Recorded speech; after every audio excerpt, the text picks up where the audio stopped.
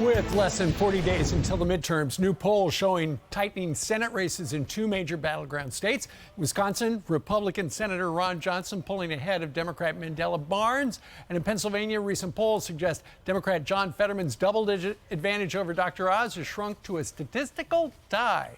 Fox News contributor Newt Gingrich is the author of Defeating Big Government Socialism. He joins us right now. Newt, good morning to you. Good morning. How are you? I'm doing okay. I traveled through a couple of airports over the weekend, and I heard from a number of people. They said, hey, what's going to happen in the Senate? Essentially, that's my question to you.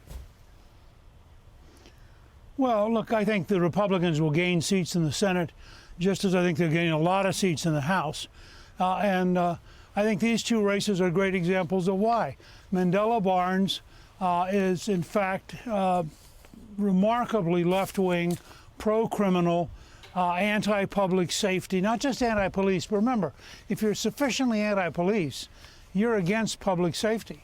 Meanwhile, John Fetterman has a long record of voting to release murderers, often as the only person on the parole board who would vote to release a particular murderer. Philadelphia has just set a record for carjackings, and it's only the beginning of October.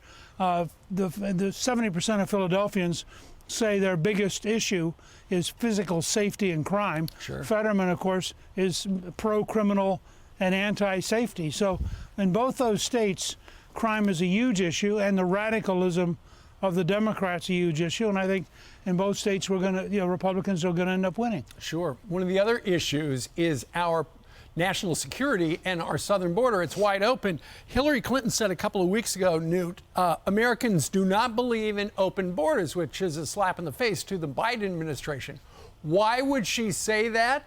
Listen to her husband's former aide and a strategist, Dick Morris, explains what Hillary might be doing behind the scenes. Watch. Hillary, a week before, said Americans do not believe in open borders. And these are all signals that she's going to be the moderate candidate for president. She's going to say after the election, see, the left cost us the House and the Senate. And if we stay with the left-wing candidate in 24, we're going to lose the White House. And I'm the only one who will tack to the center and give us a chance at victory. So, Newt, essentially what he's suggesting is, Joe Biden's not going to run for re-election in 2024. Hillary's going to come up and she's going to go, look, I'm the only moderate. You don't want Bernie again. You don't want Gavin Newsom. I'm your savior. What do you think about that? Well, look, anything's possible, and the Clintons certainly have big enough egos that deciding to run again for president wouldn't be impossible. On the other hand, you could also have Michelle Obama decide to run for president, which would set up an interesting race. I don't count Biden out yet. I think Biden finally got a really good job. He likes being president, at least on the days when he remembers it. Sure. I don't think he's going to voluntarily quit. And among Democrats, his numbers aren't nearly as bad as they are with independents and Republicans. I think it could be a brawl.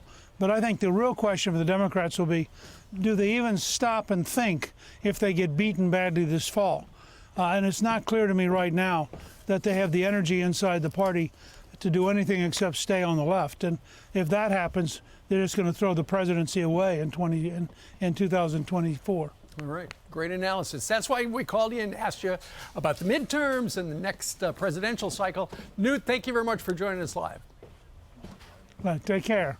I'm Steve Doocy. I'm Brian Kilmeade. And I'm Ainsley Earhart. And click here to subscribe to the Fox News YouTube page to catch our hottest interviews and most compelling analysis.